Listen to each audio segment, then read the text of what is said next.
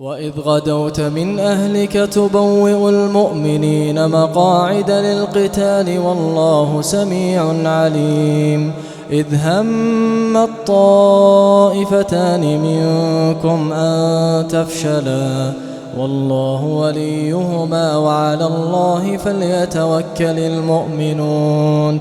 ولقد نصركم الله ببدر وأنتم أذلة فاتقوا الله لعلكم تشكرون.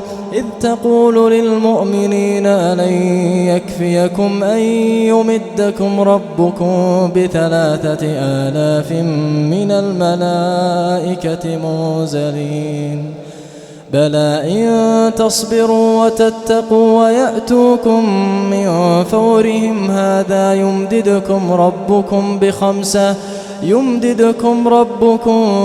ب5,000 من الملائكة مسومين. وما جعله الله إلا بشرى لكم ولتطمئن قلوبكم به وما النصر إلا من عند الله العزيز الحكيم. ليقطع طرفا من الذين كفروا أو يكبتهم فينقلبوا خائبين.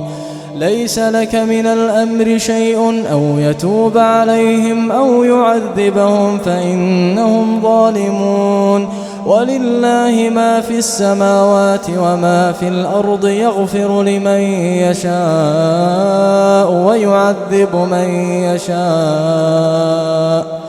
والله غفور رحيم.